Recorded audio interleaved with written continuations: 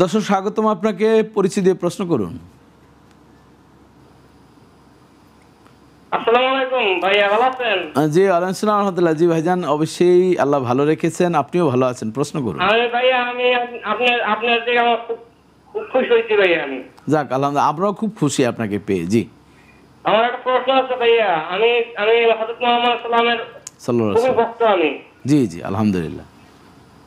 এবং প্রত্যেক সপ্তাহে সোমবার আর বৃহস্পতিবার জি আমি হযরত মুহাম্মদ সাল্লামের নামাজ পড়ি। আচ্ছা আচ্ছা, যাক। নামাজ পড়ি এবং রোজাও থাকবেন, শুধু নামাজ না, রোজাও থাকবেন। জি সোম বৃহস্পতিবারে। জি তারপর শুক্রবারে জুমার নামাজ কোনোদিনই মিস করি না আমি। আচ্ছা জি, আপনার প্রশ্ন কি ভাইজান? আপনি অনেক ভালো মানুষ। জি প্রশ্ন।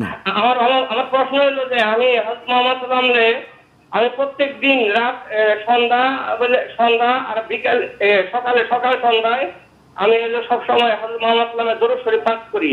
মাশাআল্লাহ। জি দরুদ শরীফ পাঠ করি এবং হযরত মুহাম্মদ হযরত মুহাম্মদ সাল্লাল্লাহু নাম সবসময় মনে করি। আমি এমন কোনো দিন নাই যে আমি হযরত মুহাম্মদ সাল্লাল্লাহু নাম স্মরণ করি না করি। জি জি বুঝতে পেরেছি। প্রশ্ন হলো যে আমার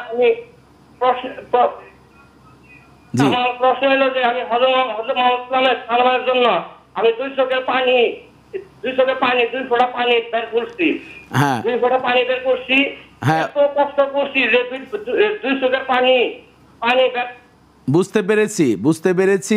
আপনি একজন আশিকে রাসূল, নিঃসন্দেহে আপনি বুঝাচ্ছেন যে আমি যে এত কান্না করছি, আমল করছি, তাতে কি নবীজির সুপারিশ পাবেন কিনা এটি আপনি বুঝাতে চাচ্ছেন, কিন্তু একটু প্রশ্ন অনেক লম্বা হয়ে যাচ্ছে। আমরা আপনার ভাবার্থটা বুঝতে পেরেছি, ধন্যবাদ আপনাকে, আমাদের সাথেই থাকুন। জি মোহতারাম, ওনার কথা কিন্তু এটি যে কান্না করেন, নবীর জন্মদিনের বিষয় নিয়ে উনি ইবাদত করেন, নামাজ পড়েন, তাতে ওনার নবীজির শাফাআতের বিষয়ে কেমন ফয়সালা হতে পারে?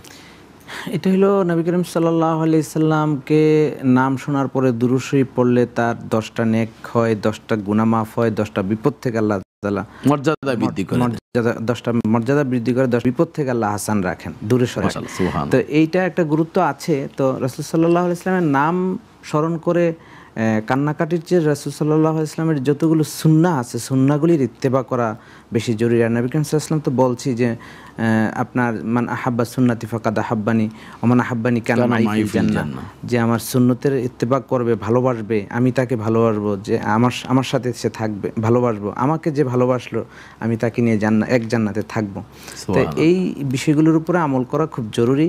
তারপরে হুজুর সাল্লাল্লাহু আলাইহি সাল্লামের নাম শুনলে দুরূদ শরীফ পড়া, একটু ভাবের আবেগ সৃষ্টি হবেই আমাদের। নবীজি চোখে দিয়ে পানি আসবে।